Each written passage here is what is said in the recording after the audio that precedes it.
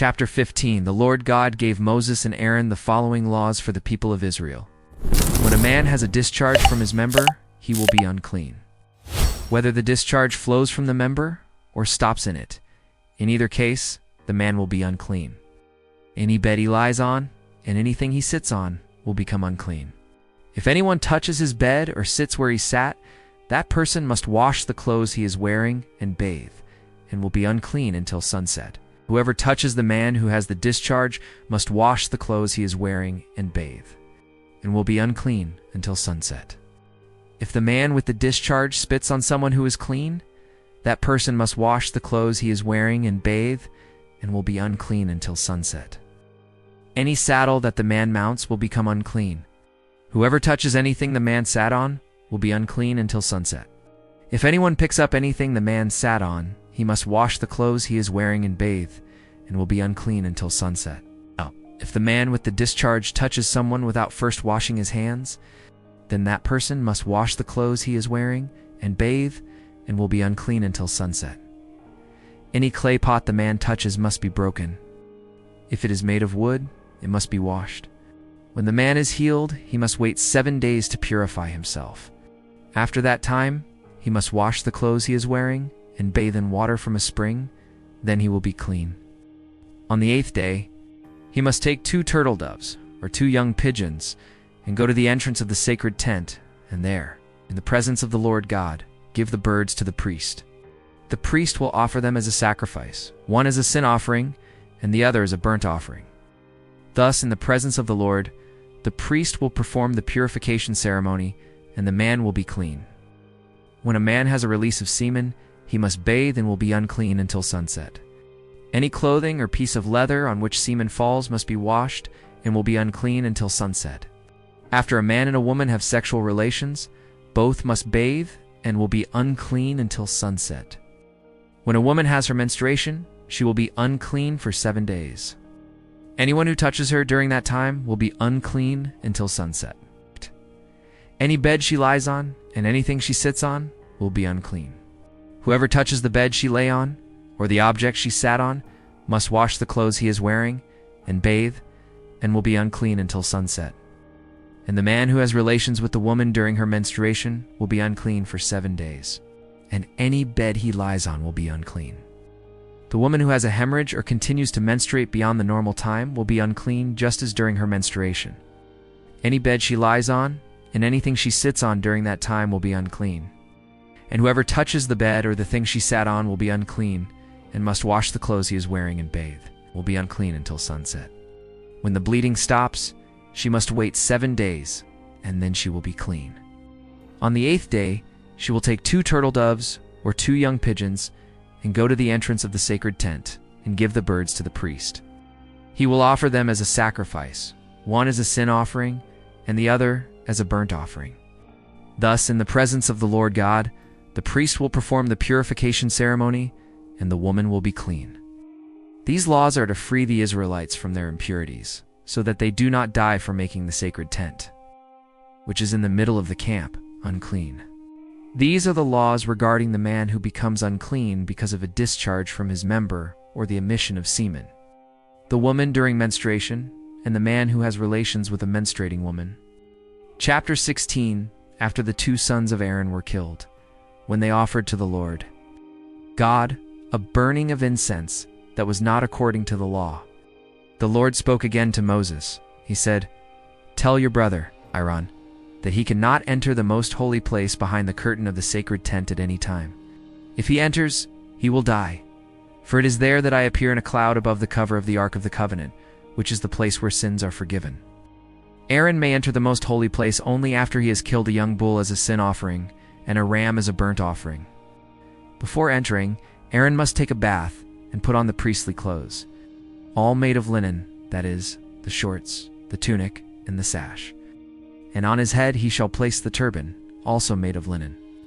And God gave Moses the following laws for the Day of Atonement. The people of Israel will bring to Aaron 2 goats as a sin offering and 1 ram as a burnt offering. Aaron will take the young bull of his own sin offering, and with it he will obtain forgiveness for his own sins and for those of his family. Then he will bring the 2 goats to the entrance of the sacred tent. there in the presence of the Lord God.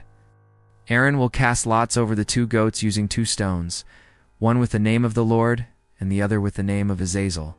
The goat that belongs to the Lord will be killed by Aaron as a sin offering, and the goat that belongs to Azazel will be presented alive to the Lord. Then Aaron will send this goat into the desert to obtain forgiveness for the sins of the people. Aaron will take the young bull of his sin offering, and with it he will obtain forgiveness for his own sins and for those of his family. After killing the bull, Aaron will take an incense burner full of coals, taken from the altar that is in the presence of the Lord God, and 2 handfuls of finely ground fragrant incense. And he will enter the most holy place. There, in the presence of the Lord, he will put the incense on the fire, so that the smoke covers the cover of the Ark of the Covenant. Thus, Aaron will not die. He will take some of the bull's blood, and with his finger sprinkle it on the eastern side of the cover. Then he will sprinkle the blood 7 times in front of the Ark of the Covenant. Next, Aaron will kill the goat of the people's sin offering and bring its blood into the most holy place and sprinkle it on the cover of the Ark and in front of it, just as he did with the bull's blood. Thus Aaron will purify the most holy place from all the sins, faults, and impurities of the people of Israel. And he will do the same to purify the sacred tent that is among the impure people. While Aaron is in the most holy place, performing the purification ceremony, no one should enter the tent. After Aaron has obtained forgiveness for his own sins, the sins of his family, and the sins of the people, he will leave the tent, go to the altar that is in front of it, and perform the purification ceremony of the altar.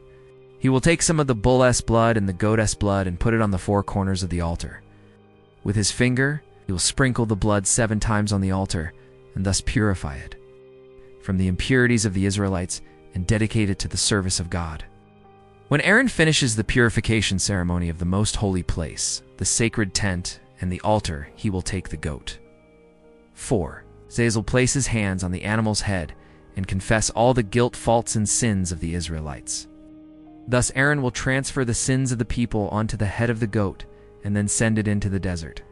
A man will be chosen to take the animal, and he will release it into the desert.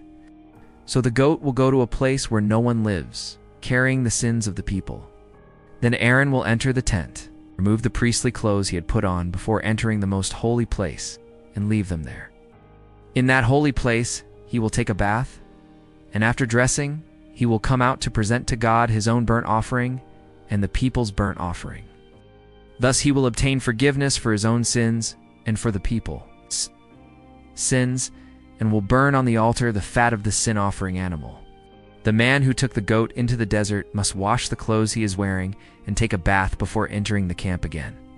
After the sacrifices to remove the sins of the people are completed, and the purification ceremony of the most holy place is performed with the blood of the young bull and the goat, the bodies of these 2 animals will be taken to a place outside the camp, and the skin, the meat, and the insides will be burned. The man who burns them must wash the clothes he is wearing and take a bath before entering the camp again. The following law must be obeyed forever. On the 10th day of the 7th month, all Israelites and the foreigners living among the people must not eat anything all day and must not do any work, because on that day the sacrifice will be made to obtain forgiveness for the sins of the people. Thus the people will be pure in the presence of the Lord God. This is a special day and will forever be a day on which no one shall eat or work. The high priest, who is anointed and ordained to take his father's place, will wear the linen priestly clothes and perform the ceremony to purify the most holy place, the sacred tent, the altar, the priests, and all the people. This law will be obeyed forever, and once a year the ceremony will be held to obtain forgiveness for the sins of all the people. And everything was done just as the Lord had commanded Moses.